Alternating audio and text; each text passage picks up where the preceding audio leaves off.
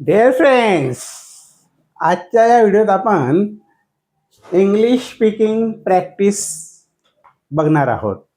म्हणजे इंग्रजीत कसं बोलायचं आणि समोरच्या व्यक्ती जेव्हा इंग्रजीमध्ये बोलत असेल, आपल्याला काही शब्द सांगत असेल तर त्याचे रिप्लाय कसं द्यायचं. इन शॉर्ट, कन्व्हर्सेशन कसं करायचं, कम्युनिकेशन कसं करायचं इंग्लिशमध्ये, ते इंग्लिश प्रॅक्टिसमध्ये मी आज तुम्हाला सांगणार आहे. चला तर मग, how to reply to the following words. How to reply to the following words म्हणजे काय, आता दिलेले हे शब्द आहेत इंग्रजीमध्ये, तर त्याला आन्सर तुम्ही कसं द्याल, रिप्लाय कसं कराल. फॉर एक्झाम्पल, काम डाऊन. आता एखाद्याने तुम्हाला सांगितलं काम डाऊन, म्हणजे तुम्ही एखाद्यावर चिडले आहेत, तुम्हाला कसला तरी राग आला, संताप आला, तर तुमचा मित्र तुम्हाला काम डाऊन असं बोलतो, म्हणजे शांत हो असं बोलला तो. मग त्याला रिप्लाय काय देणार तुम्ही मित्राला, तुमच्या मित्राला काय रिप्लाय देणार, तेव्हा म्हणा आय एम काम, मी शांतच आहे, असं त्याला काम डाऊनला रिप्लाय द्या, आय एम काम. असं काय वाचणार आहे तिथं, काय बोलला तो, काम डाऊन. तुम्ही म्हणायचे, रिप्लाय द्यायचे आहे आय एम काम. ओके, वाचताना पण लक्षात ठेवा, तर कामची स्पेलिंग CALM आहे, एल हा सायलेंट आहे. मग तुम्ही कसं वाचणार, calm, I am calm down, no calm down. त्याला रिप्लाय करा I am calm. Okay, next, trust me. एखाद्याने तुम्हाला सांगितलं ट्रस्ट मी, एखादा मित्र तुम्हाला सांगतोय यार ट्रस्ट मी, म्हणजे माझ्यावर विश्वास ठेव.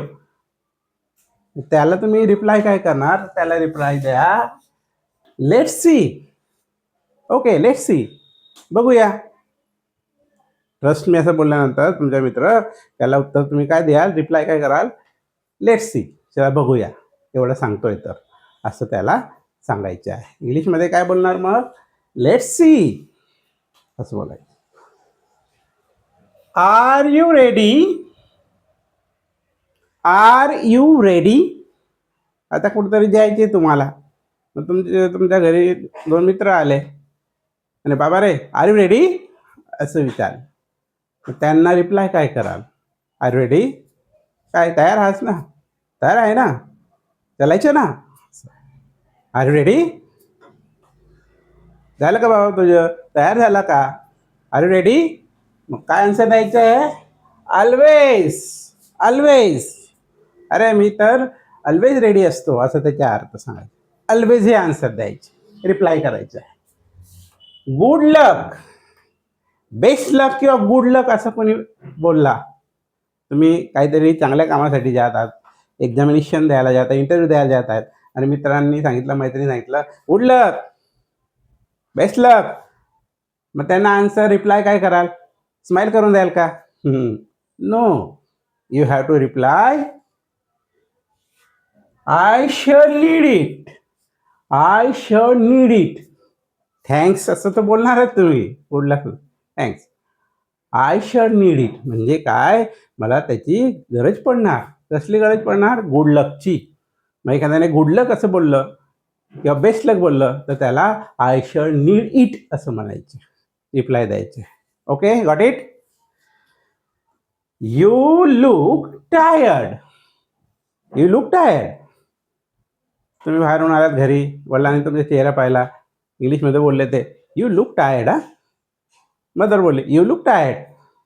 किंवा एखादा मित्र भेटला, का रे यू लुक टायर्ड, आज तर दमलेला थकलेला वाटतोय, त्याला आन्सर काय द्याल, इन इंग्लिश रिप्लाय काय कराल, त्याला म्हणा it has been a long day असं म्हणायचं. म्हणजे आज दिवसभर कामात मग्न होतो, डे पूर्ण कामात होता, म्हणून आय लुक सो टायर्ड असं त्याच्या अर्थ. तर कोणत्या शब्दाला कसं रिप्लाय द्यायचं, हे तुम्हाला समजलं असेल. काम डाऊन म्हटलं तर आय एम काम, अशा पद्धतीनं तुम्ही आन्सर रिप्लाय लक्षात ठेवायचे आहेत. Got it? अंडरस्टूड? आणि इंग्लिशची जी स्पीकिंग प्रॅक्टिस आहे, असे जे व्हिडिओ आहेत, तुम्ही हे व्हिडिओ पूर्ण पाहत जा. तेव्हा तुम्ही कन्व्हर्सेशन स्किल शिकणार आहात. लक्षात? Got it? अंडरस्टूड? ओके. जर व्हिडिओ चांगला वाटला असेल तर याला लाईक शेअर कराच, पण चॅनलला सबस्क्राईब करणं विसरू नका. Okay, thanks.